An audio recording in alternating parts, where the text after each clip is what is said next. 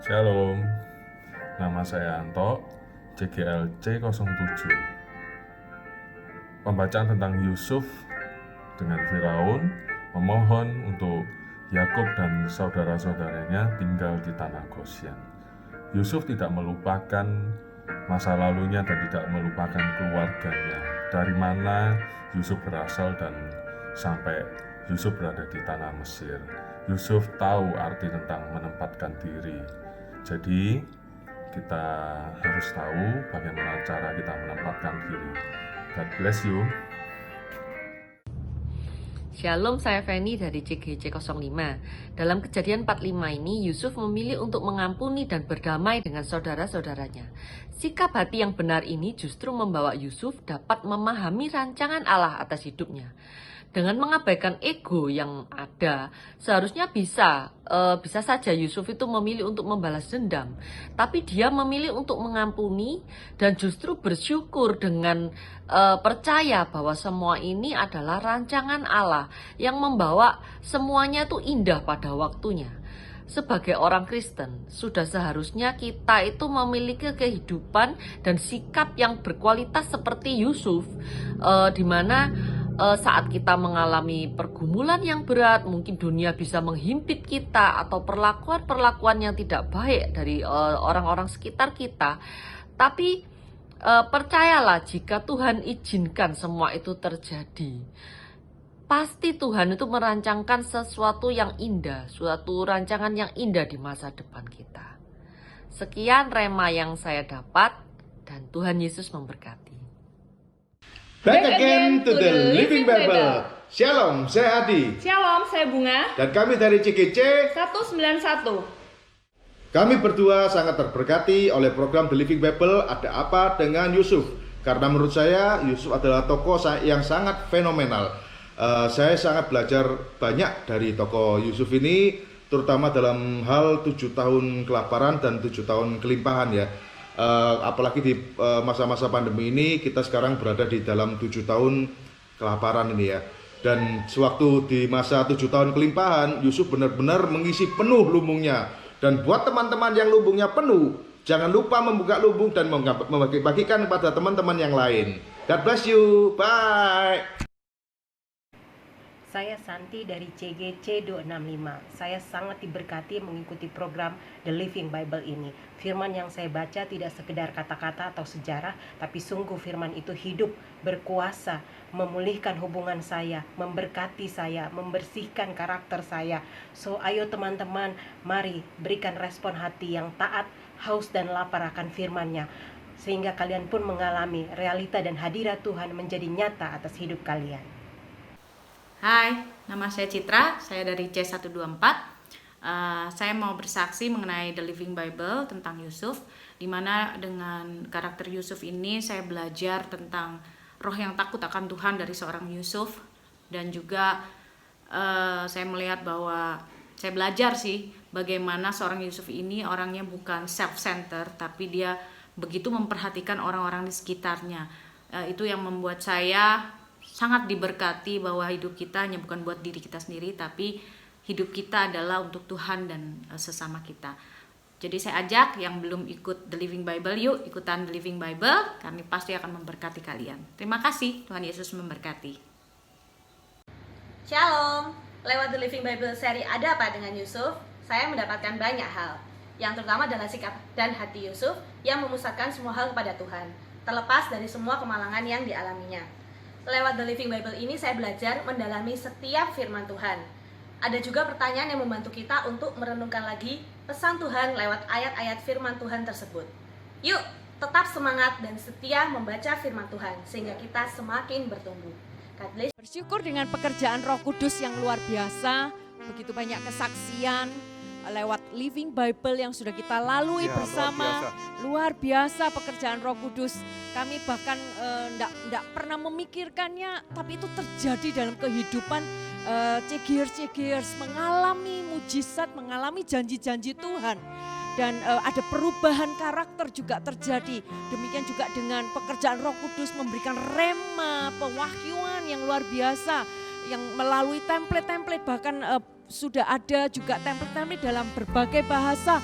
Ada dalam bahasa Chinese, dalam bahasa Jerman, dalam bahasa French, dalam bahasa Jepang, Korea, dalam bahasa bahasa Jawa.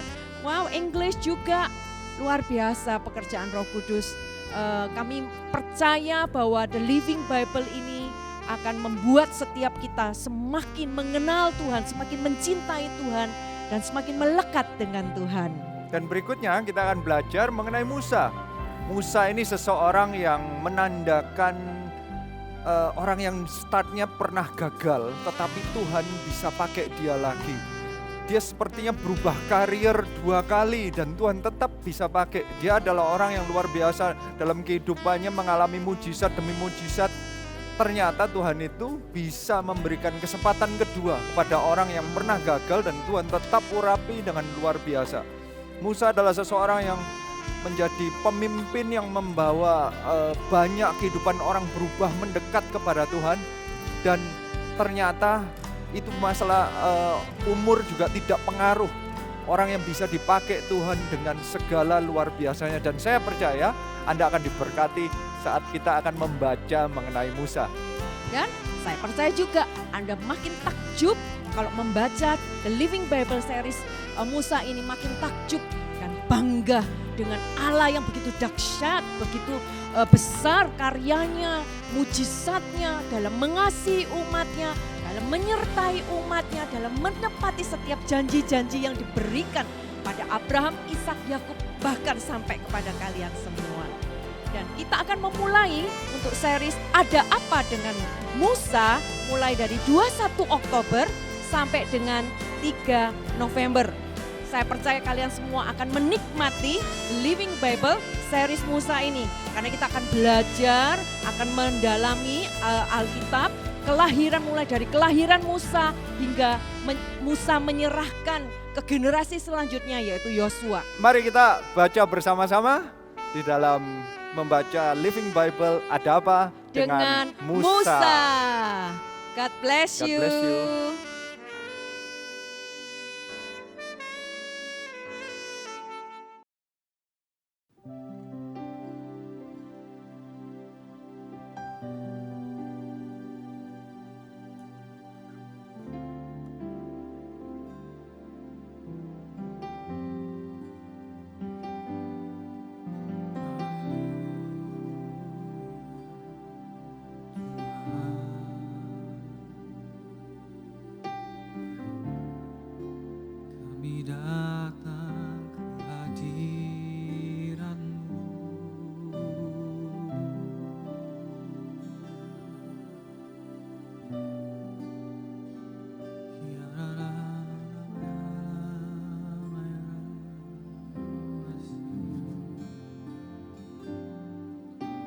Segenap hatiku Tuhan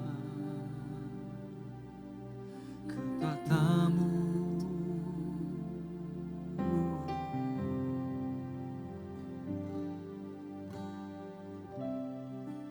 when the music fades, all is stripped away, and I simply come.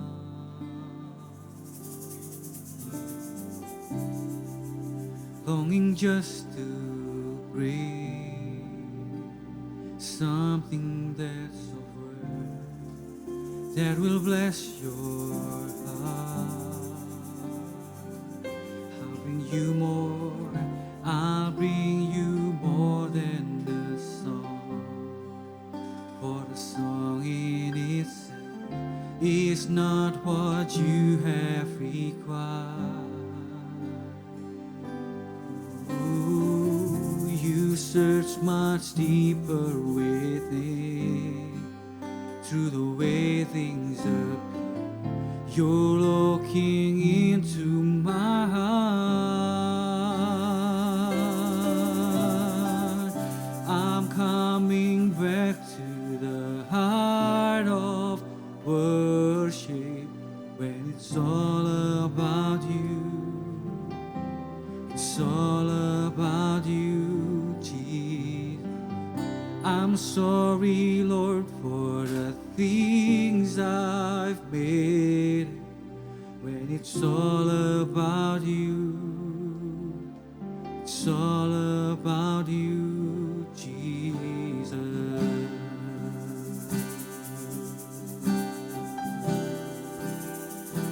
It's all about you, Lord, King of endless, King of endless world. No one could express how much you deserve.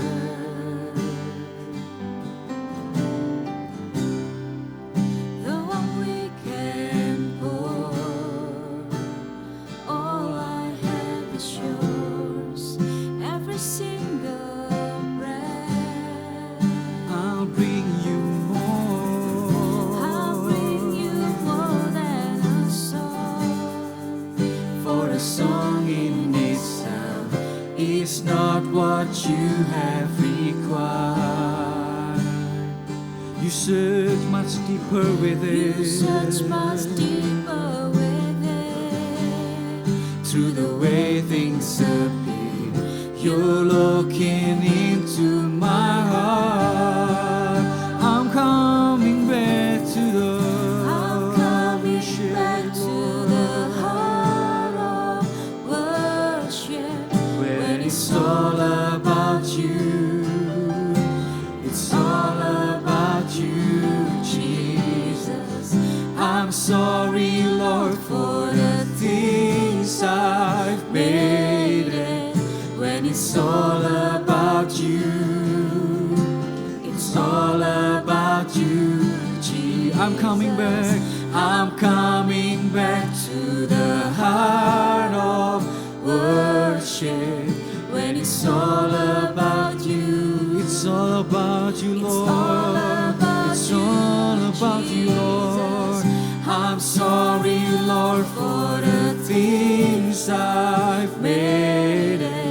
When it's all about you, it's all about you, Jesus. It's all about you, Lord. It's all about you, God. Thank you for your mercy, Lord. Thank you for your love.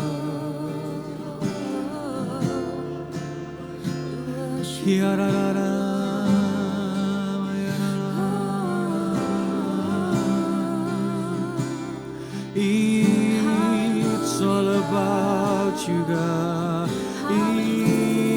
It's all about you, Lord, that I worship.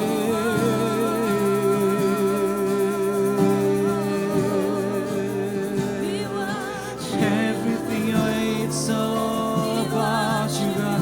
It's all about you,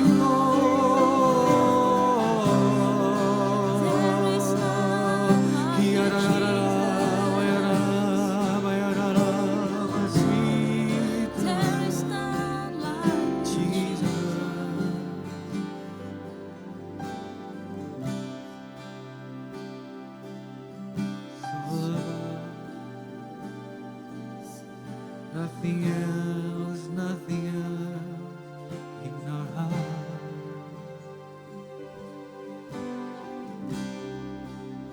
It's all about you. It's all about you. When it's all about you, Jesus. Sing it. It's all about you. It's all about you. When it's all about you. Angkat kedua tanganmu, katakan. It's all about you. It's all about you. Oh, when it's all about you, Jesus. It's all about you. about you. When it's all about you,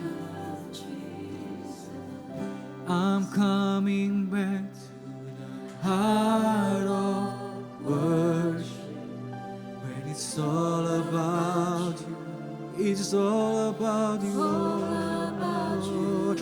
Oh, I'm sorry, Lord, for the things I've made. When it's all about you, it's all about you. I'm coming back.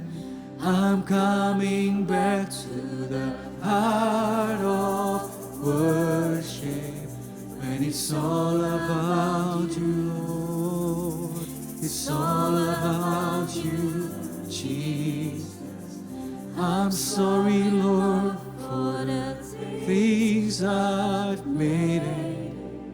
When it's all about you, it's all about you, Jesus. It's all about you. It's all about you. When it's all about you, Jesus. It's all about you.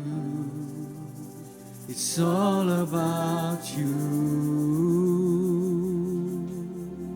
When it's all about you, Jesus. You're looking into my heart. You're looking into my heart. Into my heart. It's all about you, Jesus. You're looking into my heart.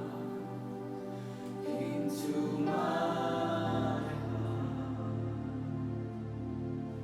When it's all about you, Jesus.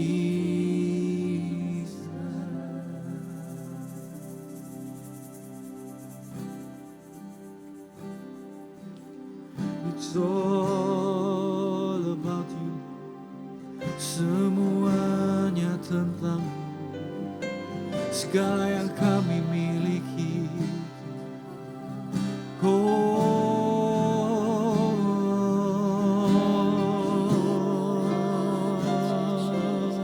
Kami mau Tuhan, kami mau tenggelam di hadirat-Mu, di hadirat-Mu.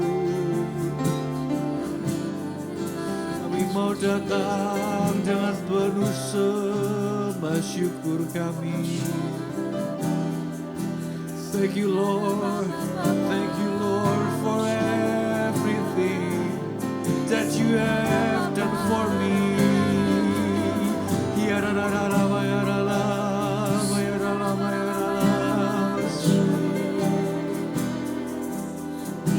Thank you, Father. Thank you, Lord. Thank you, Father. Thank you, Lord.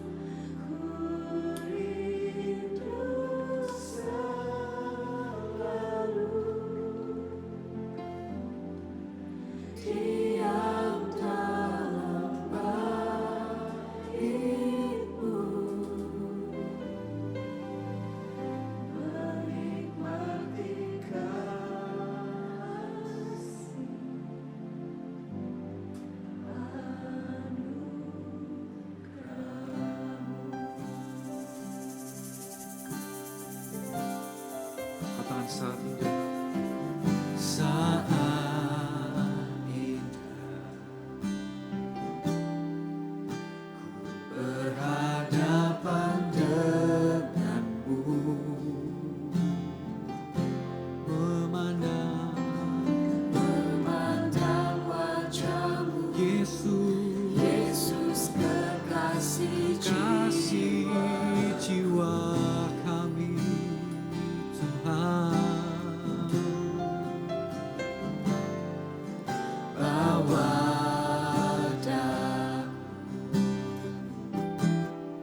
erat dalam pelukanmu, menikmati kasih dan indahnya hadiratmu. Mana hadiratmu Tuhan, oh, ku rasakan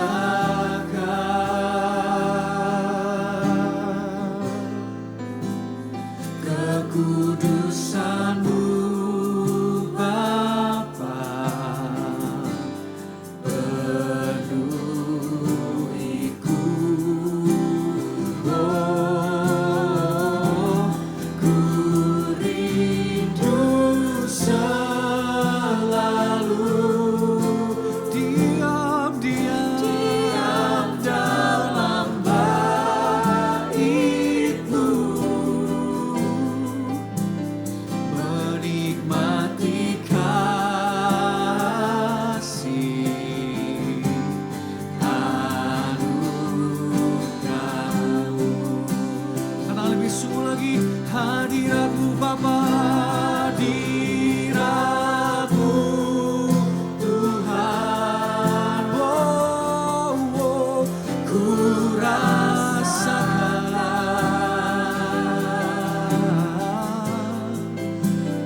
kekudusan-Mu Bapa, penuhiku. Oh, ku rindu selalu diam dalam bait-Mu, menikmati kasih anugerah-Mu. Katakan lebih tinggi lagi, hadirat-Mu, hadirat-Mu Tuhan, oh, ku rasakan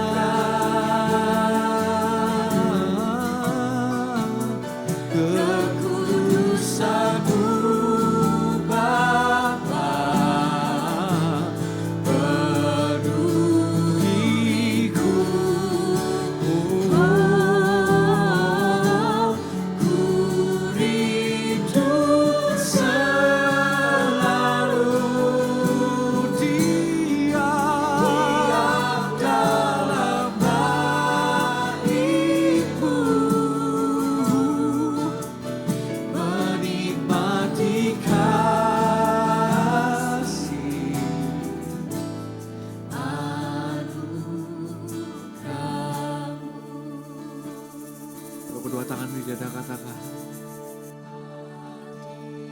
hadirat-Mu Tuhan, dirasakan, ku rasakan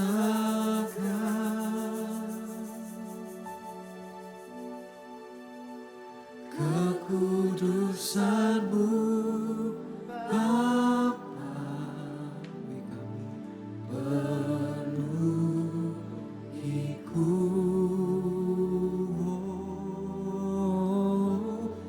Oh, ku rindu selalu tinggal diam dalam bait-Mu,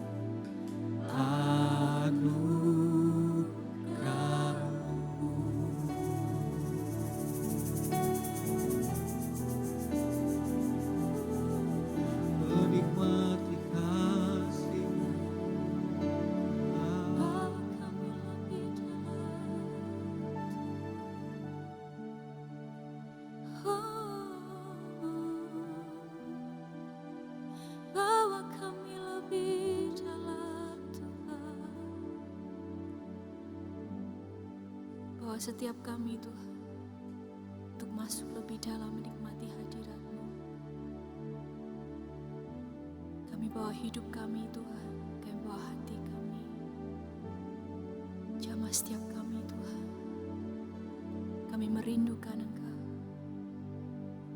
Kami merindukan Engkau lebih lagi Tuhan. Mari bawa setiap kami masuk menikmati hadirat.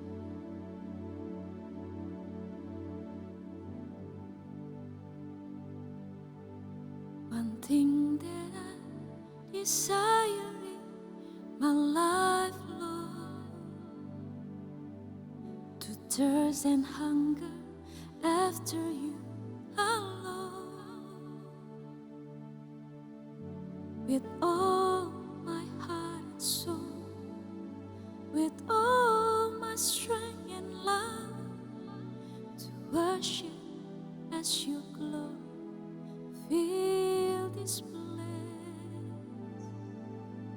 One thing that I desire in my life, Lord, to thirst and hunger after you alone.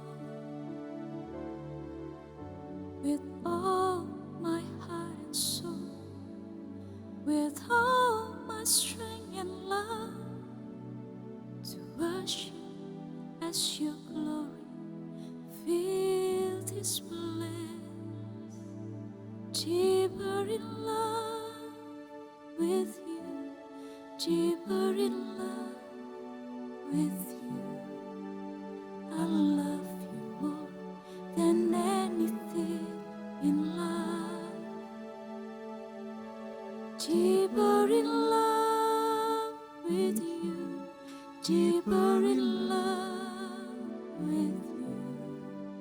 Oh, how I love you, Lord. Mari sama-sama kita katakan satu hal yang kurindukan ya Tuhan. Satu hal yang kurindukan ya Tuhan, selalu berada di dekat-Mu dengan segenap hati, dengan segenap jiwa. Ku menanti di hadirat-Mu. Satu hal yang ku rindukan ya Tuhan, selalu berada di dekat-Mu dengan segenap hati, dengan segenap jiwa. Ku menanti di hadirat-Mu. Lebih dalam Tuhan, lebih dalam lagi ku rindu Kau Tuhan, lebih dari segala yang ada, lebih dalam lagi ku cinta Kau Yesus, ku mengasihi-Mu. Mari angkat suaramu, katakan lebih dalam, lebih dalam lagi ku rindu Kau Tuhan, lebih dari segala yang ada, lebih dalam Tuhan, lebih dalam lagi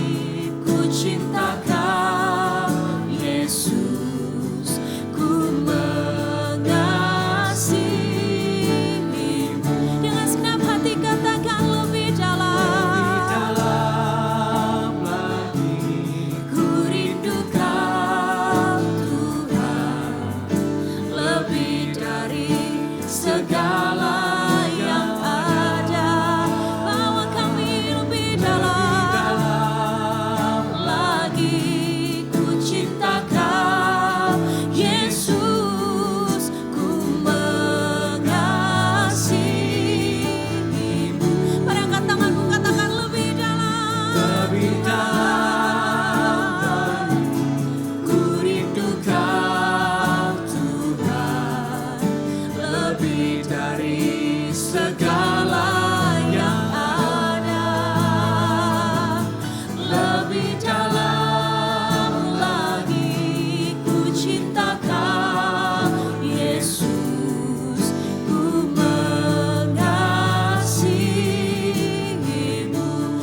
mengasihimu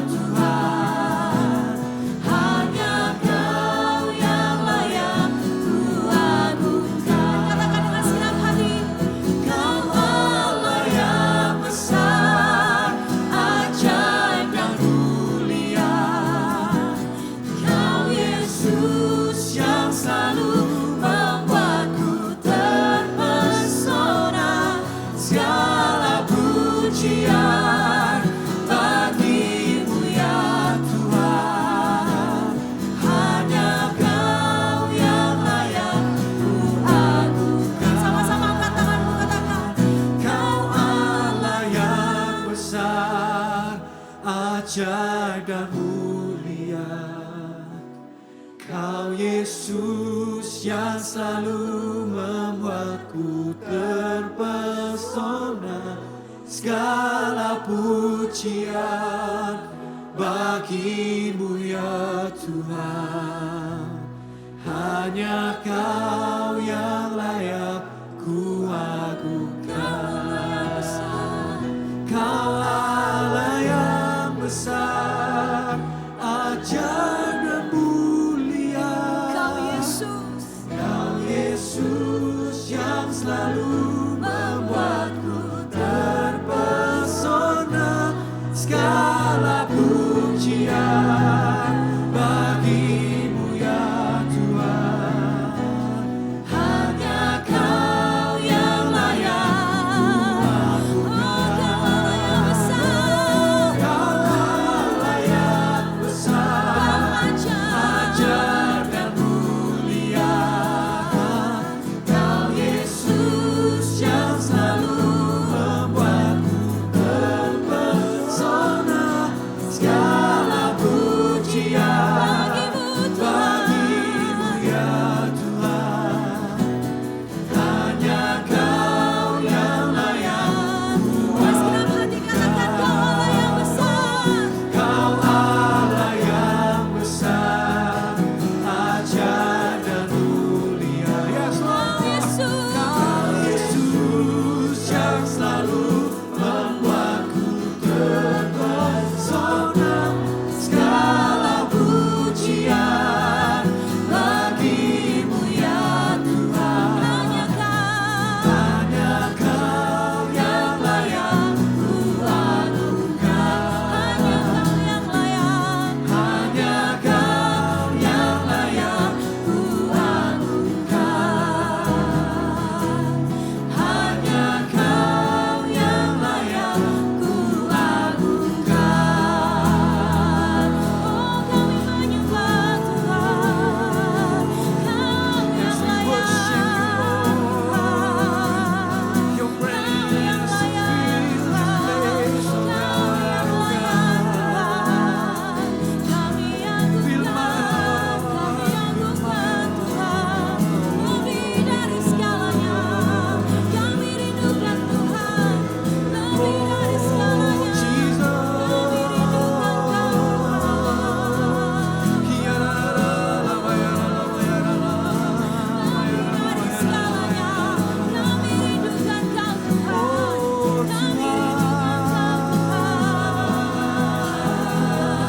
Mari angkat hati kita menyembah.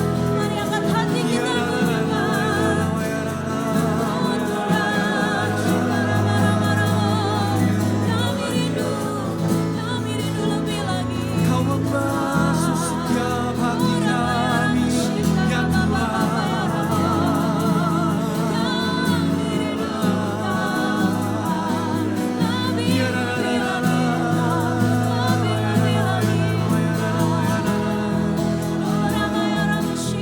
Kau berkenan untuk kami temui. Kau berkenan untuk kami temui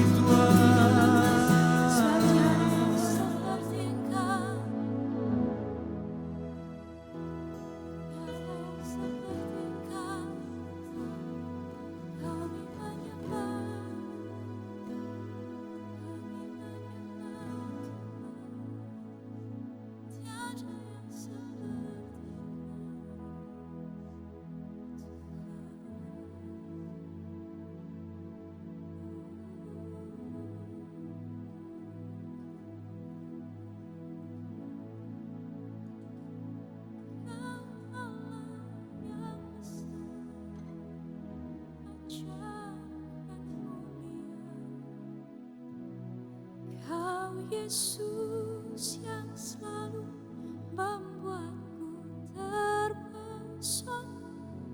Segala pujian bagimu ya Tuhan. Hanya Kau yang layak ku agungkan. Kau Allah yang besar, ajaib dan mulia. Kau Yesus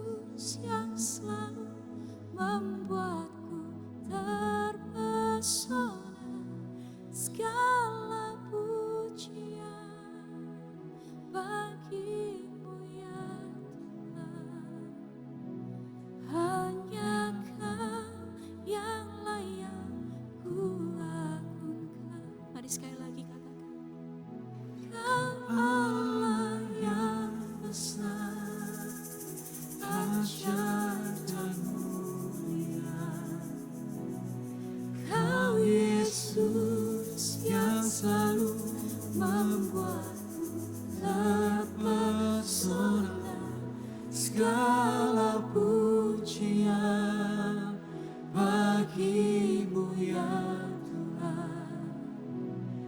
Hanya Kau yang layak ku agungkan. Dengan segenap hatimu katakan Kau Allah yang besar. Kau Allah yang besar, Kau ajaib Tuhan. ajaib dan Kau mulia. Kau Yesus yang selalu membuatku terpesona. Segala pujian bagimu ya Tuhan.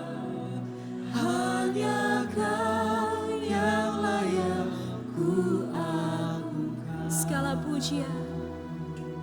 Segala pujian bagimu ya Tuhan. Hanya Kau yang layak ku agungkan. Katakan segala pujian. Segala pujian bagimu ya Tuhan. Hanya Kau yang layak ku agungkan.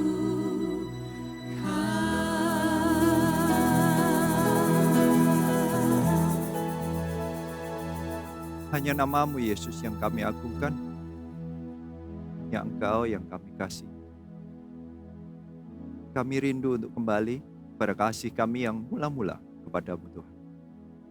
Hari ini kami benar-benar mau datang kembali dan mengingat betapa terpananya, betapa terpesonanya kami akan Engkau.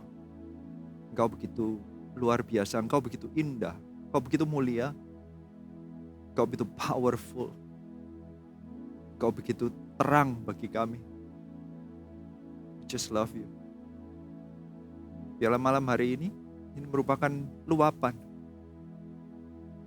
emosi, luapan yang paling dalam dari hati kami. Kami mau menunjukkan betapa kami mengasihi Engkau. Terima kasih Tuhan. Bentar lagi kami mau mendengarkan sedikit firman Tuhan.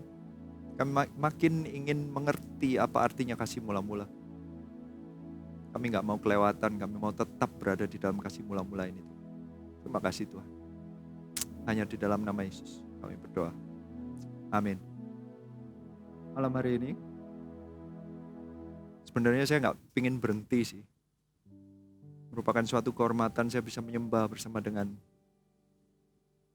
pemuji-pemuji dan penyembah-penyembah yang dengan hati yang tulus.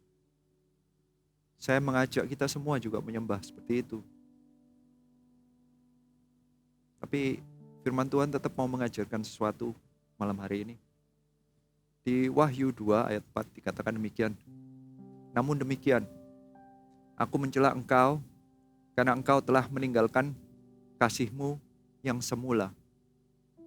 Kasih mula-mula itu sangat dihargai sehingga di Wahyu sampai di warning, diperingatkan. Jika engkau meninggalkan kasih mula-mula, Tuhan Yesus, Roh Kudus itu mencela kita. Kasih mula-mula itu berharga di mata Tuhan. Bahkan di ayat 5 dikatakan demikian. Sebab itu, ingatlah betapa dalamnya engkau telah jatuh. Jika kita meninggalkan kasih mula-mula, kita itu berarti kita itu kondisi hati kita itu sedang jatuh. Alkitab bahkan berkata, bertobatlah dan lakukanlah lagi apa yang semula engkau lakukan. Untuk kembali ke kasih mula-mula, Alkitab mencatatnya bertobatlah. Berarti jika kita keluar dari kasih mula-mula, sepertinya kita sudah putus hubungan. Tuhan Yesus minta kita kembali ke dalam pertobatan. Berarti pertobatan itu sebenarnya bukan masalah peraturan agamawi. Ternyata pertobatan itu adalah sikap hati kita. Saat kita mengasihi Dia, itulah pertobatan. Makanya Tuhan itu selalu mencari kasih mula-mula. Sebenarnya menjaga hubungan kita dengan Tuhan itu Kita selalu ingat kembali pada kasih mula-mula. Jika kita mulai merasa jatuh, menjauh, mulai tawar, mulai kering, Alkitab berkata bertobatlah. Kembali, lakukanlah lagi apa yang semula engkau lakukan. Jika tidak demikian, aku akan datang kepadamu dan aku akan mengambil kaki dianmu dari tempatnya jikalau engkau tidak bertobat. Jika kita tidak bertobat, kaki dian, itu artinya Roh Kudus. Hadiratnya Roh Kudus dalam kehidupan kita itu kaki dian. Jika kita tidak bertobat, Roh Kudus nanti menjauh dari hidup kita. Saya rindu kita nggak ada yang dicabut Roh Kudusnya. Kami rindunya setiap kita tetap berada dalam kasih mula-mula. Jadi gimana sebenarnya, apa sih kasih mula-mula? Ada satu orang di Alkitab yang menurut saya bisa menjaga kasih mula-mulanya. Dia tidak pernah meninggalkan kasih semulanya. Dari awal sampai akhir, dia tetap menjaganya. Orang itu adalah Paulus. Saya mau tunjukkan satu kejadian yang menangkap bagaimana Paulus itu sampai akhir hidupnya tetap menjaga kasih mula-mulanya. Dia itu tetap tidak pernah meninggalkannya. Di dalam Kisah Rasul 26, ini menceritakan kasih mula-mulanya Paulus, menceritakan bagaimana Paulus itu apa yang dia lakukan dan bagaimana dia tetap menjaganya sampai akhir. Di Kisah Rasul 26 ayat 12 dikatakan demikian. Dan dalam keadaan demikian, ketika aku dengan kuasa penuh dan tugas dari imam-imam kepala sedang dalam perjalanan ke Damsyik. Ini Paulus dalam kondisi di penjara, bahkan sedang menghadapi sidang. Dia sedang berada di dalam tekanan yang besar sekali. Dia dituduh dan dia disidangkan dengan orang-orang yang paling tinggi, orang yang paling berkuasa, dan mereka adalah orang-orang yang kalau gak cuek, mereka itu anti Kristus. Mereka itu anti dengan apapun yang dilakukan oleh Paulus. Dia itu dilawan. Di tengah-tengah tekanan, kau harus bayangkan, Paulus sedang diikat dengan rantai. Dia berjumpa dengan pakaian yang sudah 2 tahun dia ditahan oleh Festus, gubernurnya. 2 tahun saya nggak tahu bentuknya gimana. Memang dia ditaruh di istananya gubernur di Kaisarea yang indah sih tempatnya, tapi saya rasa ya nggak bisa seenak itu. Berarti dia tempatnya, bajunya juga nggak bagus-bagus banget. Sedangkan yang dia temuin adalah Raja Agripa dengan semua besar pemimpin dia yang lain, dengan gubernurnya. Itu orang Romawi, orang Yahudi, semua pembesarnya itu di istana yang indah sekali. Semuanya itu mengkilap, semuanya itu penuh dengan emas, dengan marmer, semuanya itu kekayaan di mana-mana. Dikatakan bahkan di Kisah Rasul 25 ayat 23. Pada keesokan harinya datanglah Agripa dan Bernike dengan segala kebesaran. Berarti dengan sengaja mau menunjukkan kejayaannya. Petrus itu mau dibuat kecil. Paulus itu mau dibuat kecil. Agripa dan Festus itu mau menunjukkan kebesarannya. Dunia itu selalu mau menunjukkan kebesarannya di hadapan kita semua yang mau membawa nama Kristus. Di tengah-tengah segala sepertinya tekanan dan kejayaan, di tengah-tengah dia sedang mengalami masalah, dia dipenjara dan dituduh. Apa yang menjadi kekuatan dan apa yang menjadi dasar, apa yang membuat Paulus tetap berpegang? Ternyata itu adalah kasih mula-mulanya. Kalau semua tekanan sudah menekan, secara fisik, ekonomi, sosial, semua menekan. Apa yang bisa engkau pegang? Yang dipegang seharusnya adalah kasih mula-mula. Itu yang dilakukan Paulus. Ini kejadian adalah setelah 32 tahun lebih sejak perjumpaan Paulus dengan Tuhan Yesus. Sejak kasih mula-mulanya Paulus. Paulus tidak pernah lupa kejadiannya. Momen itu tidak pernah hilang dari pikirannya. Itu yang membuat menjadi dasar dari segala apapun yang dia lakukan di titik yang paling rendahnya. Ini yang dia munculkan. Sepertinya dia menunjukkan, ini loh dasar kehidupanku itu ini. Yang sebelumnya sepertinya nggak ada artinya. Ini loh dasarnya. Dia ceritakan untuk membela dirinya. Untuk menunjukkan siapa dia. Paulus itu berkata, dalam keadaan demikian, Ketika aku sedang dengan kuasa penuh dan tugas dari imam-imam kepala sedang dalam perjalanan ke Damsyik.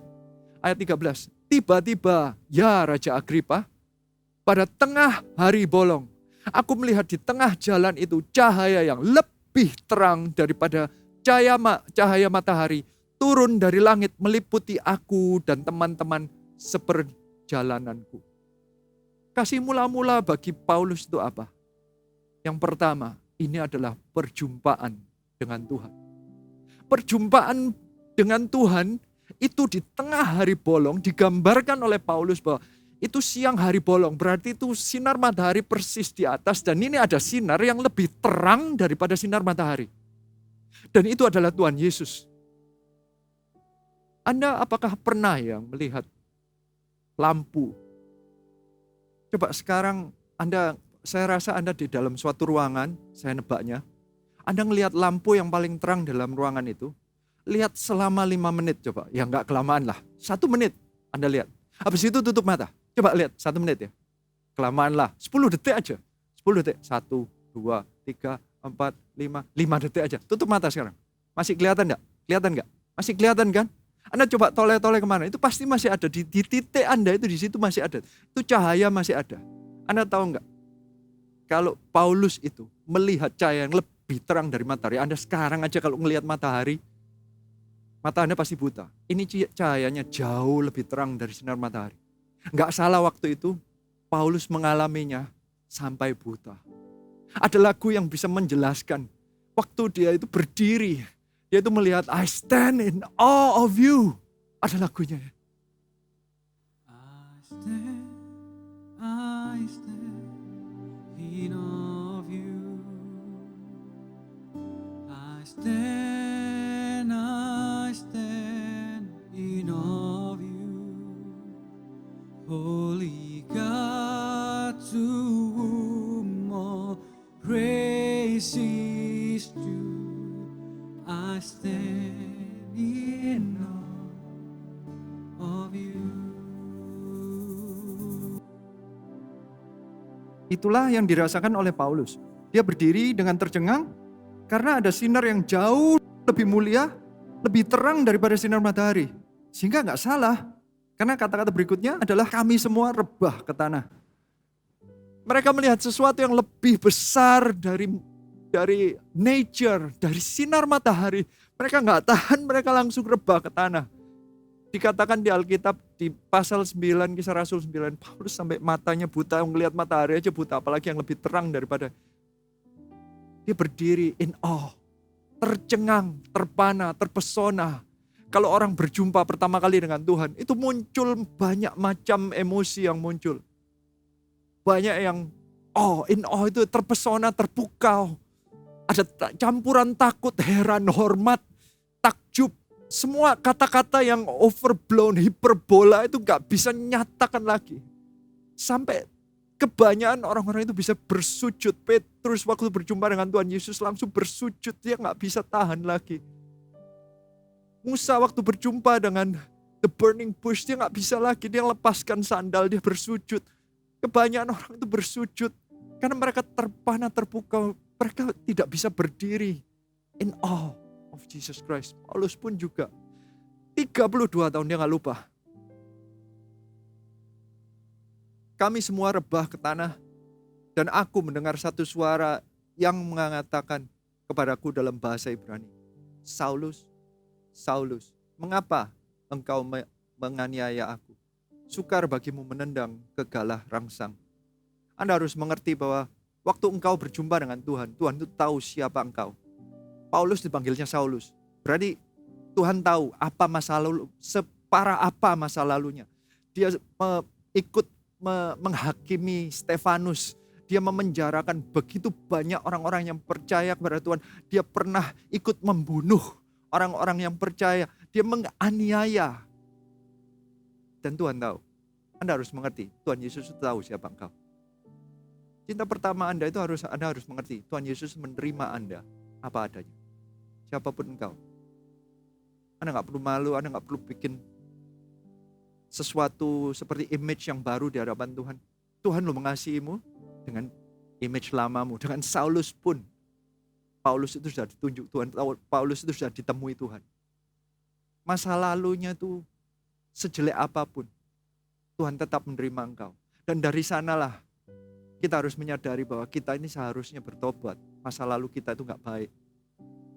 Saya rindunya Anda semua sadar, masa lalu Anda gak ada yang sempurna. Di hadapan Tuhan kita semua itu seperti kegelapan. Tuhan Yesus itu sinar yang begitu terang, kita ini gelap. Makanya sampai Paulus itu buta. Dia selama 3 hari dia gak makan, gak minum. Dia cuma membayangkan masa lalunya yang salah. Dia merasa diri dahulu adalah seorang Farisi dari Farisi yang benar, tetapi ternyata semua itu gelap. Dia dengan waktu buta, dia sampai gak bisa makan, dia merasa semua ini salah. Semua ini percuma. Dia menyadari masa lalunya yang jelek dan akhirnya dia mengambil keputusan, aku harus mengubah ini. Aku harus mengubah hidupku, aku harus mengubah hatiku. Dikatakan ayat 15, tetapi aku menjawab, siapa engkau ya Tuhan? Kata Tuhan, akulah Yesus yang kau aniaya itu. Tetapi sekarang bangunlah dan berdirilah. Aku menampakkan diri kepadamu untuk menetapkan kau menjadi pelayan dan saksi tentang segala sesuatu yang telah kau lihat daripadaku dan tentang apa yang akan kuperlihatkan kepadamu nanti. Ini saatnya kita harus bangun, berdiri, mengubah hidup kita, mengubah hati kita. Kita pasti harus mengubah karena masa lalu kita gak baik. Dan akhirnya Tuhanlah yang menunjukkan arah atau visi yang baru. Dikatakan, engkau akan menjadi pelayan dan saksi tentang segala sesuatu yang telah kau lihat daripadaku dan tentang apa yang akan kuperlihatkan kepadamu nanti. Berarti ini selama ini tidak pernah dilihat oleh Paulus dan ini diperlihatkan oleh Tuhan Yesus. Dia tunjukkan saat itu, Tuhan Yesus menunjukkan dirinya dan Tuhan Yesus menunjukkan dia bakalan harus jadi apa.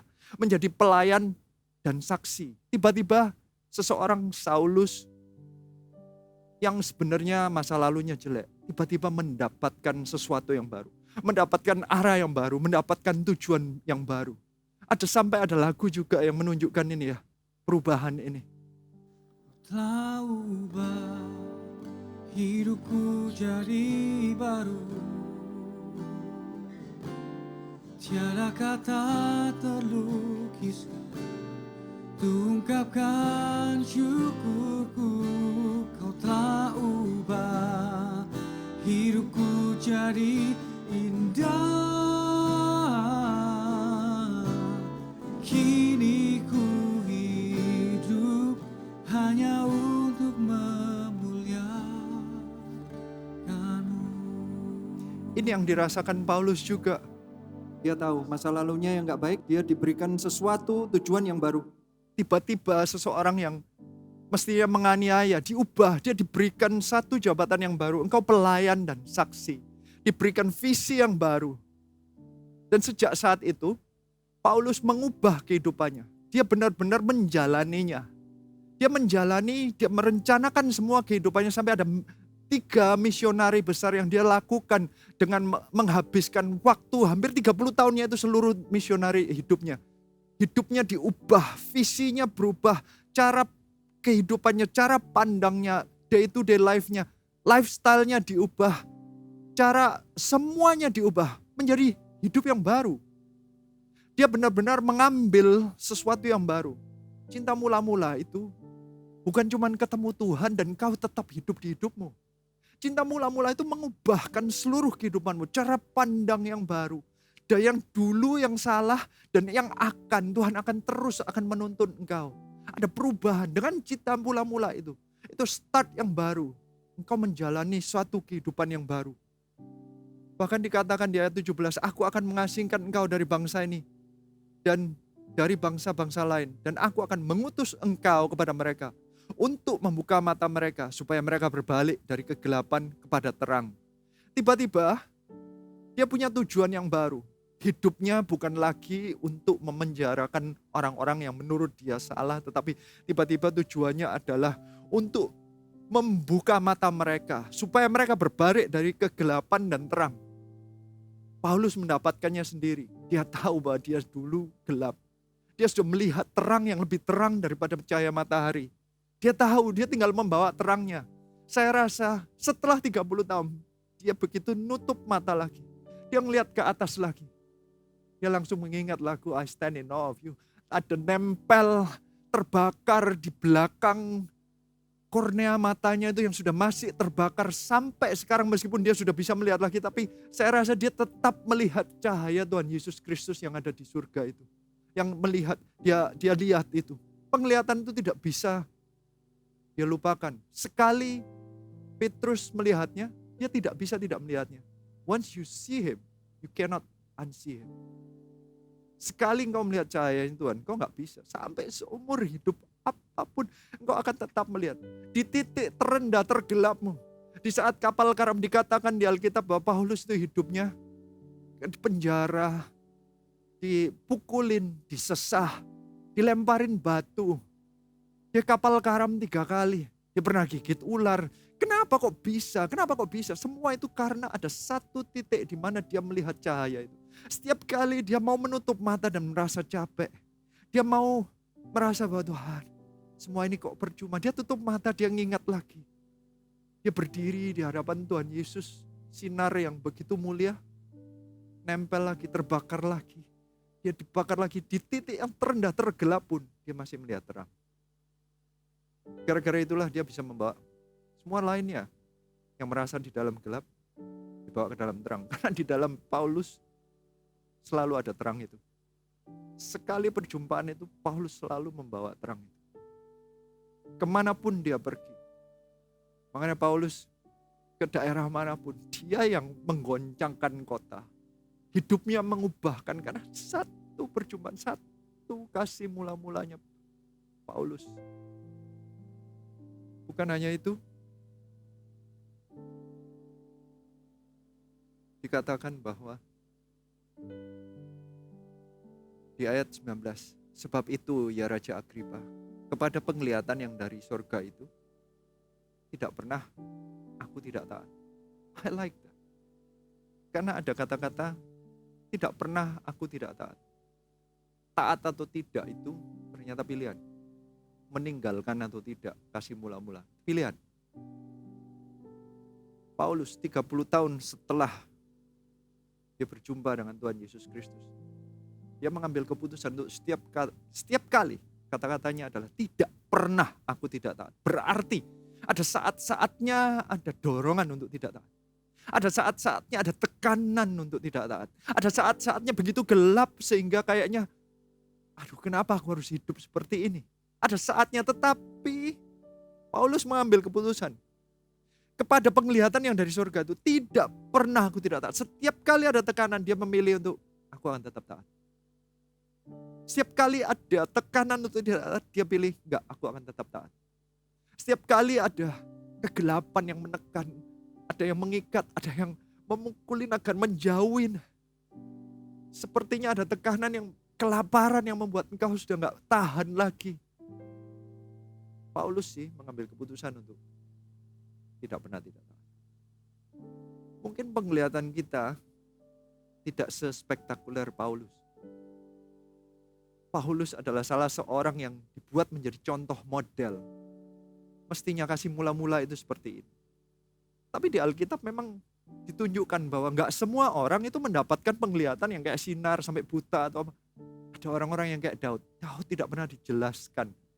Dia kasih mula-mulanya kayak apa. Tapi seluruh kehidupannya itu sama dengan Paulus. Seluruh kehidupannya begitu dia mendapat kasih mula-mula itu. Kehidupannya diubahkan. Dia dengan ciptaan baru, tujuannya baru. Dan setiap kali dia mengambil keputusan untuk tetap taat.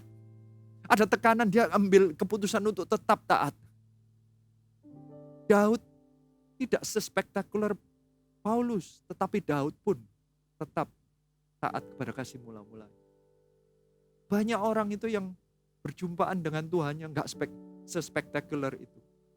Paulus pun sebenarnya kalau mau diomong, apakah dia langsung berjumpa dengan Tuhan Yesus hanya di jalan Damsyik itu? Sebenarnya Paulus pernah melihat sinar Tuhan Yesus itu melalui cerminan dari waktu Stefanus yang dilempari batu itu. Mukanya begitu bersinar. Itu cuman pantulan dari sinarnya Tuhan Yesus. Karena saat itu Stefanus juga berdiri, standing out. Katanya Tuhan Yesus sedang berdiri waktu Stefanus lagi mau mati. Paulus ngelihat mukanya Stefanus, yang lihat kok bisa ya, orang ini kok bisa bersinar.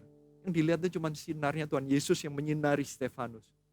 Dia sudah pernah ngelihat bayangannya aja. Ada orang-orang yang jamahannya itu hanya karena mendapat dari pancarannya orang lain. Banyak di antara kita melihatnya dari kayak begitu. Timotius pun mengikuti Paulus. Tidak pernah diceritakan Timotius ketemu Tuhan apa enggak. Timotius mendapatkan sinarnya dari sinarnya Paulus. Pantulannya Tuhan Yesus melalui kehidupan Paulus. Dari situ semua orang bisa melihat, mestinya setiap kita ini menjadi ambasadornya Kristus. Kitalah, kata-kata the light of the world itu dua. Tuhan Yesus dikatakan the light of the world. Tapi kita pun disebut kita adalah the light of the world. Kenapa? Kalau di dalam kita ada Tuhan, berarti kitalah yang menyinari orang lain di sekitar kita. Makanya Paulus disuruhnya adalah, engkau yang membawa mereka yang dari gelap menuju terang. Karena yang bawa terang itu sekarang adalah Paulusnya, kita yang membawa terangnya. Gak mesti harus ketemu seperti Paulus, tetapi saya percaya cinta mula-mula itu bisa dialami sama seperti yang dialami Paulus.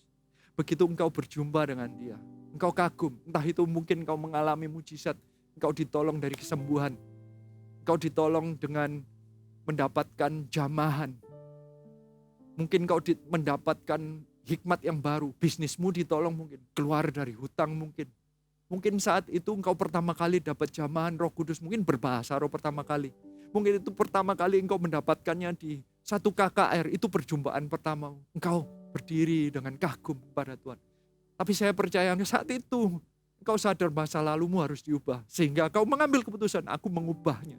Dan saat itu engkau makin mengerti, saat mengubah itu engkau harus apa? Engkau punya tujuan yang baru. Engkau dikatakan engkau harus menjadi saksi bagi Kristus. Engkau harus membawa orang lain dari gelap menuju terang. Engkau mengambil keputusan, hidupmu diubahkan, seluruh kehidupanmu diubahkan, engkau melayani Tuhan.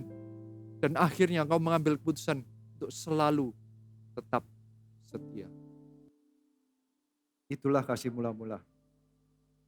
Di Wahyu 2 ayat 5 dikatakan, bertobatlah dan lakukanlah lagi apa yang semula engkau lakukan. Sama seperti yang Paulus lakukan. Ingat kembali perjumpaanmu dengan Tuhan. Kekagumanmu, keterpanaanmu terhadap Tuhan. Ada yang merasa damai, ada yang merasa sukacita, ada yang merasa gembira, ada yang merasa kagum, ada yang merasa takut kagum, in awe. Tapi kembalilah ke sana. Hari ini saya rindunya kita semua kembali ke titik perjumpaan dengan Tuhan. Sama seperti Paulus berjumpa dengan Tuhan Yesus di Damsyik. Paulus selalu berjumpanya bukan di satu ruangan ibadah.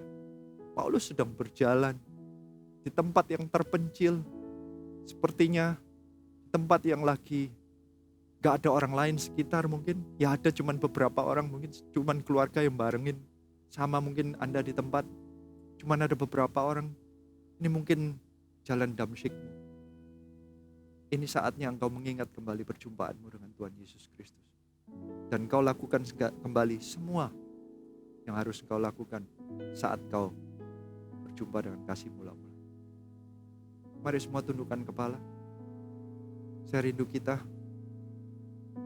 bersama-sama merenungkan kembali titik pertama di mana engkau berjumpa dengan Tuhan. Saat pertama engkau kagum dengan Tuhan. Saat pertama engkau mendapatkan jamahan dari Tuhan. Saat pertama engkau merasakan kasih Tuhan. Saat pertama seperti yang engkau mendapatkan belayan dari Bapa di surga. Saat pertama engkau mendapatkan damai itu. Saat pertama engkau dilepaskan dari belenggu-belenggu dari iblis. Saat pertama engkau dilepaskan dari segala beban berat dari dunia ini. Saat pertama engkau berjumpa dengan Tuhan Yesus, Raja Damai, Bapa yang mengasihi. Saat pertama engkau mendapatkan sesuatu yang jauh lebih besar dari masa lalumu yang sebenarnya gelap itu. Engkau diberikan satu tugas yang baru, engkau menyelamatkan banyak jiwa. Saat pertama engkau merasa bahwa ada gunanya hidupku ini ya. Hidupku ini nggak percuma ya. Ada yang mengasihiku apa adanya. Biarlah Engkau hari ini kembali merasakannya. Kembali untuk mengingat bagaimana Engkau berjumpa dengan Tuhan Yesus Kristus. Semua tundukkan kepalamu. Kita nyanyikan lagu ini bersama-sama. Kasih yang terindah, hati yang mulia, hanya ku temukan di dalam-Mu, Yesusku. Pujian dari hatiku selalu di setiap waktuku, tiada pernah berubah kasih-Mu. Karya terbesar dalam hidupku, pengorbananmu yang selamatkanku. Engkaulah harta yang tak ternilai, yang ku miliki dan ku hargai. Yesus, Engkau ku kagumi. Karya terbesar dalam hidupku, pengorbananmu yang selamatkanku. Engkaulah harta yang tak ternilai, yang ku miliki dan ku hargai. Yesus, Engkau ku kagumi. Hari ini saya rindu kita semua kembali ke kasih-Mu. Letakkan tanganmu di dada. Hamba berdoa, biarlah hari ini adalah hari seperti Paulus yang mengingat kembali perjumpaannya yang mula-mula dengan Tuhan Yesus Kristus. Hari ini kami kembali ke Damsyik kami masing-masing. Entah itu mendengarkan suara Tuhan yang pertama, entah itu mengerti ayat Alkitab yang pertama, entah itu jamahan kasih Tuhan Yesus yang pertama, entah itu pelepasan yang pertama dari Tuhan, entah itu mujizat-Mu yang pertama dari Tuhan. Hari ini biarlah engkau semua berjumpa dengan Tuhan Yesus Kristus kembali. Biarlah saat ini kami semua beriman, 2-3 orang berkumpul, saat ini kita bersepakat bahwa Tuhan Yesus hadir dimanapun engkau berada. Di dalam nama Tuhan Yesus Kristus, saat ini juga biarlah seperti yang dialami oleh Paulus, engkau merasakan hadirat Tuhan. Engkau tahu bahwa engkau, jika saat ini engkau mendengarkan, engkau sekarang sedang melihat acara ini, kami percaya engkau seperti Saulus waktu itu. Engkau sudah ditemui oleh Tuhan. Engkau dipilih oleh Tuhan. Dia sudah tahu masa lalumu kayak apa. Dia sudah tahu sekacau apa, sejelek apa. Dia tetap memilih engkau, menjumpai engkau dan mau memakai kehidupanmu. Engkau mau diutus, mau diubahkan kehidupanmu untuk kemuliaan nama Tuhan. Hari ini, biarlah engkau saat ini menjumpai Allah yang luar biasa mengasihi. Engkau merasakan kasih-Nya Tuhan. Engkau merasakan jamahannya.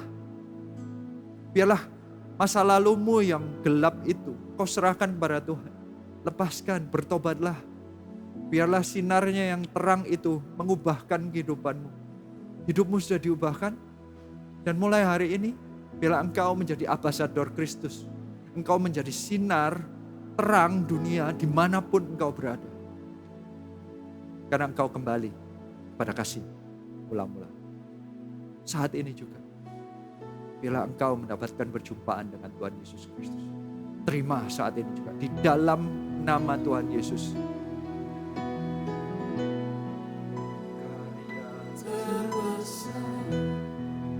Dalam hidupku, pengorbananmu yang selamatkanku. Engkaulah harta yang tak ternilai, yang ku miliki dan ku hargai. Yesus, Engkau ku kagumi, karya terbesar dalam hidupku, pengorbananmu yang selamatkanku. Engkaulah harta yang tak ternilai,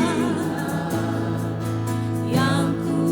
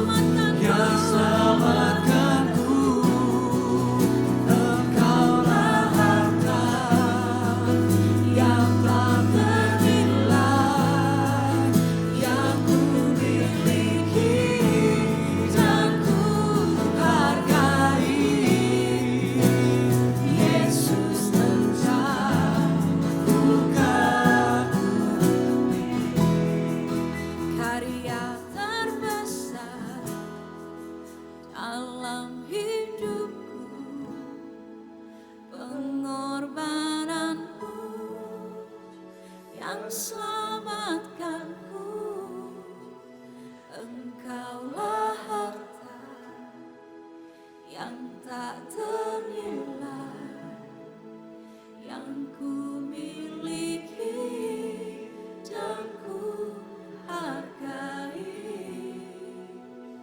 Yesus, Engkau ku kagumi. Engkaulah harta yang tak ternilai, yang ku miliki dan ku hargai. Yesus, Engkau ku kagumi. Engkaulah harta yang tak ternilai, yang ku miliki dan ku hargai. Yesus, Engkau ku kagumi.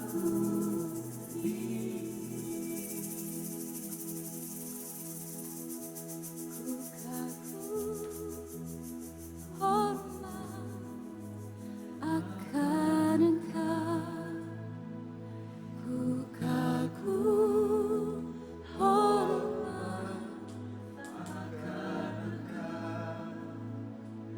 Kau Allah yang layak dipuji, ku kagum akan Engkau. Mari sama-sama kita katakan, Kau sungguh indah. Kau sungguh indah, tiada taranya. Sungguh menakjubkan. Sungguh ajaib untuk dimengerti, lebih dari semua yang ada. Hikmat-Mu tiada terselami, kasih-Mu dalam tak terduga. Kau sungguh indah, tiada taranya. Mulia dan berkuasa, ku kagum hormat akan Engkau.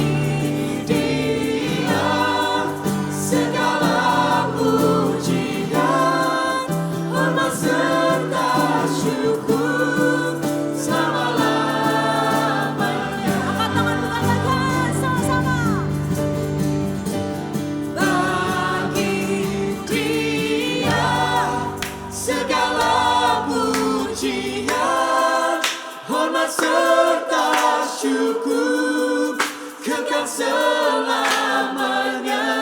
Bagi Dia segala pujian, hormat serta syukur selama-lamanya. Bagi Dia segala pujian, hormat serta syukur kekal selamanya. Bagi Dia segala pujian, hormat serta syukur selama-lamanya.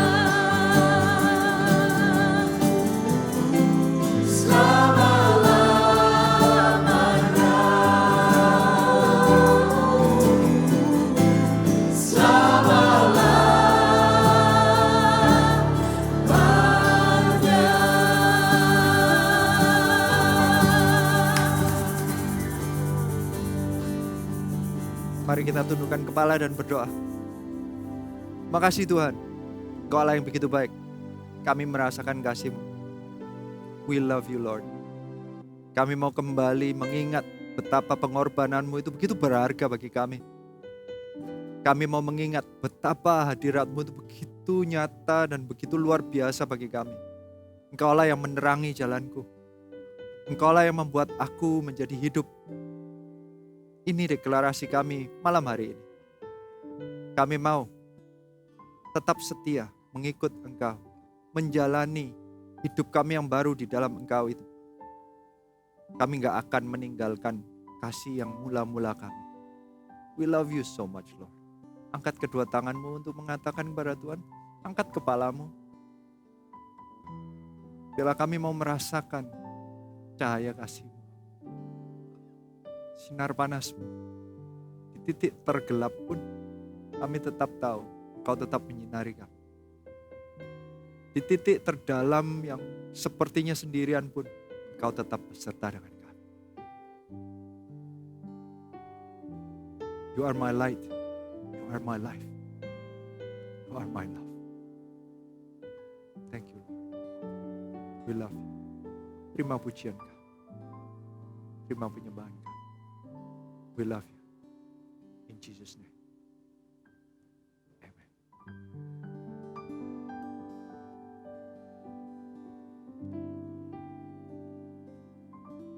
We love you. 5,000. God bless you.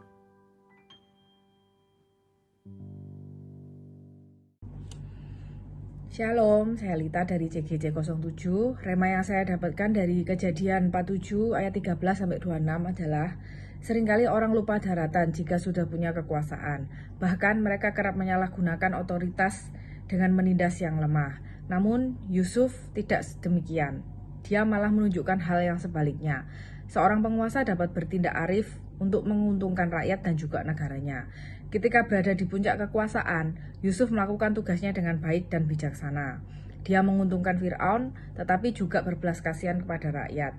Rasa syukur rakyat membuktikan bahwa Yusuf dinilai melakukan kebajikan. Kita sebagai orang percaya harus mengerti bahwa Allah yang memberi kuasa. Karenanya, kita harus mempergunakannya dengan arif dan bijaksana. Di satu pihak, kita perlu bertindak agar menguntungkan negara, tetapi di pihak lain kita juga perlu memikirkan kesejahteraan rakyat. Thank you, God bless you. Shalom, saya Ming dari CGC 05. Hari ini saya mau menyampaikan rema yang saya dapat dari kitab Kejadian pasal yang ke-45. Di sini Yusuf akhirnya mengungkapkan identitas aslinya kepada saudara-saudaranya dan Yusuf mengampuni saudara-saudaranya. Dan di pasal ini juga terjadi rekonsiliasi keluarga yang besar dan mereka saling meminta maaf, mereka saling berpelukan, mereka saling tangis-tangisan, dan ini adalah akhir yang indah dari kisah pengkhianatan saudara-saudara Yusuf pada Yusuf, dan Yusuf mengampuni saudara-saudaranya yang bersalah pada dia. Dan kayaknya Tuhan itu berkenan dan mengingat-ingat kejadian ini, dan bahkan menjadi inspirasi pada Tuhan Yesus, dan ini juga kayaknya terjadi lagi di eranya Tuhan Yesus ketika dia ada di dunia ini. Jadi mirip-mirip dan kayak dinapaktilasi oleh Tuhan Yesus dan ditiru kisahnya oleh Tuhan Yesus, mirip-mirip. Dan saudara-saudara lakinya Yusuf itu 12 orang banyaknya, murid Tuhan Yesus juga 12 orang. Salah satu dari mereka sama-sama mengkhianati mereka. Kalau di kubunya Yusuf, yang mengkhianati adalah Yehuda yang berinisiatif untuk menjual. Yusuf adalah Yehuda, dan murid Tuhan Yesus yang mengkhianati adalah Yudas Iskariot. Mereka sama-sama dijual. Mereka sama-sama dijual dengan perak. Kalau Yusuf dijual dengan 20 shikal perak, Tuhan Yesus dijual dengan 30 keping perak. Dan mereka sama-sama mengampuni orang yang bersalah pada mereka. Yusuf mengampuni saudara-saudaranya yang tadi kita bahas. Tuhan Yesus menaikkan doa pengampunan bagi orang-orang yang bersalah. Bahkan di atas kayu salib Tuhan Yesus mendoakan mereka, Bapa, ampuni mereka sebab mereka tidak tahu apa yang mereka perbuat. Mirip-mirip bukan? Dan mereka akhirnya juga sama-sama diangkat oleh Tuhan. Yusuf menjadi orang nomor 2 di Mesir. Kalau Tuhan Yesus bahkan dibangkitkan dari kematian untuk membuktikan bahwa dialah Mesias, dialah penyelamat, dialah anak Allah satu-satunya yang menjadi penebus bagi kita semua. Jadi Tuhan itu kayak yang berkenan bagi kita kisah Yusuf, dan salah satu yang paling berkenan itu adalah Yusuf itu mau untuk mengampuni orang yang bersalah kepada dia. Jadi remanya kita semua harus mengampuni orang yang bersalah kepada kita, sama seperti Yusuf mengampuni saudara-saudaranya. Itu yang saya dapat. God bless you. Halo semuanya, selamat pagi. Terima kasih buat Anda semua yang sudah berpartisipasi membagikan setiap rema dan firman Tuhan dalam Living Bible Yakub. Hari ini kita akan memasuki babak baru di dalam Living Bible, yaitu cerita tentang Yusuf.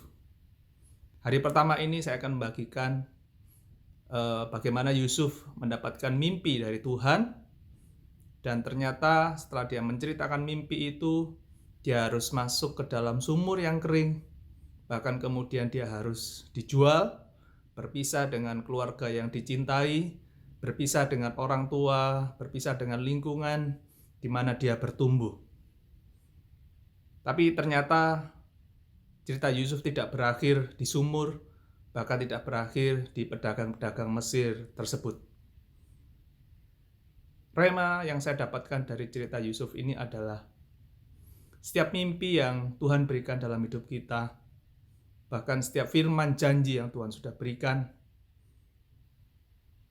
pasti akan digenapi oleh Tuhan di dalam kehidupan kita.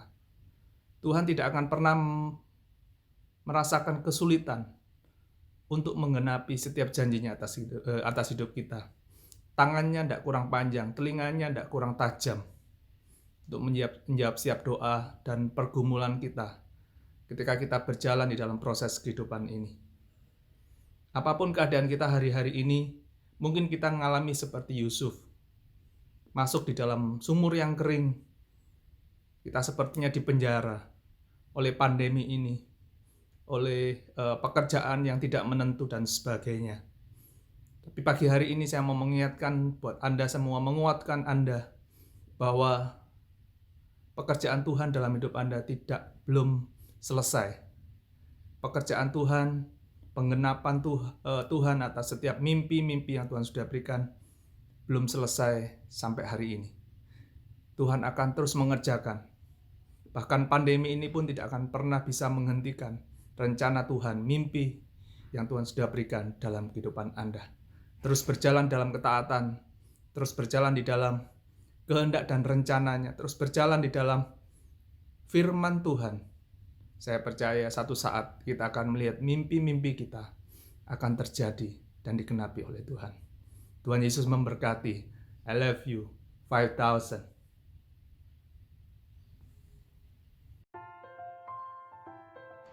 lapang dada, dan murah hati. Bertanggung jawab dan pekerja keras. Memiliki visi. Hidup dan hatinya dipenuhi dengan belas kasihan Allah. Excellent dan bisa dipercaya. Seorang yang terus berada di roadmap-nya Tuhan, mengerjakan kehendak Tuhan di segala kondisi. Seorang yang rendah hati dan tahu kehendak Tuhan dalam hidup. Pemaaf. Selalu melakukan yang terbaik. Apapun situasi dan kondisinya. Itulah yang kami pelajari dari karakter seorang Yusuf. Mari sama-sama kita tetap semangat dan antusias mengikuti kegerakan The Living Bible. God bless you. Shalom, saya Widianto. Hari ini saya mau membagikan rema yang saya dapatkan melalui Kejadian pasal 39, Yusuf di rumah Potifar. Di rumah Potifar, walaupun Yusuf sudah mendapatkan kekuasaan yang begitu besar, kepercayaan yang begitu besar, tapi itu tidak membuat Yusuf menjadi orang yang angkuh maupun sombong maupun menyalahgunakan kekuasaannya. Dia tetap bisa menjaga dirinya, tetap rendah hati. Itulah yang saya melihat dia mampu menghindari, melarikan diri dari godaan-godaan yang bisa menyebabkan dia jatuh ke dalam dosa. Saya percaya setiap kita, ketika kita menjaga hati kita tetap rendah hati, maka kita pun akan lebih mudah untuk menghindari godaan-godaan dan jatuh di dalam dosa. Sekian, Tuhan Yesus memberkati. Shalom, izinkanlah kami berdoa buat setiap kalian semua, agar kami semua bisa menang seperti Yusuf. Mari kita berdoa. Tuhan Yesus, kami mengucap syukur buat kebaikan dan kemurahan yang Tuhan berikan terus dalam kehidupan kami. Kami berdoa, ya Roh Kudus, jauhkan setiap kami daripada pencobaan, berikanlah setiap kami kerendahan hati, dan tuntunlah kami untuk menggenapi rencana Tuhan di dalam kehidupan kami semua. Dalam nama Yesus kami telah berdoa dan mengucap syukur. Amin.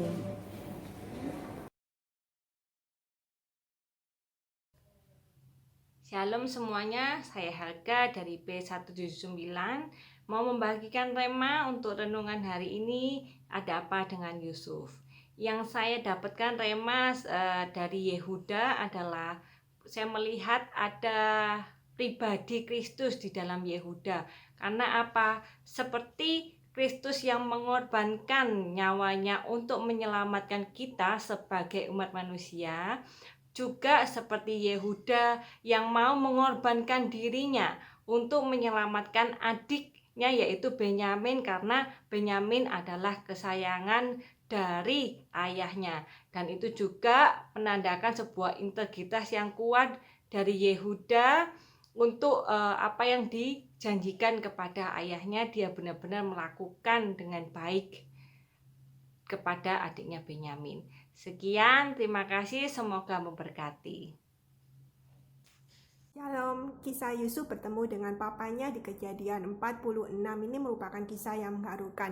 Yusuf kecil yang sedari kecil dia selalu bersama dengan papanya, ada di dalam lindungan papanya, ketika tiba-tiba secara paksa dia harus dipisahkan dari papanya, bekerja di suatu negeri yang dia nggak kenal. Bisa dibayangkan bagaimana malam-malam kerinduan Yusuf kepada Yakub, kerinduan Yusuf kepada papanya, dan ketika 20 tahun kemudian akhirnya Yusuf dipertemukan kembali dengan papanya, dikatakan di Kejadian 46 ayat 29 Yusuf menangis lama di bahu papanya. Dari sini saya belajar bahwa selama kita mempunyai pengharapan di dalam Kristus, pengharapan itu tidak pernah mengecewakan. There is more to our story. Cerita hidup kita ada di tangan Tuhan. Selama kita berharap kepada Tuhan, cerita hidup kita nggak berhenti sampai di sini saja, tetapi masih ada cerita-cerita lainnya yang Tuhan sudah siapkan buat kita. Selama kita terus berharap kepada Tuhan, pengharapan itu nggak akan pernah mengecewakan.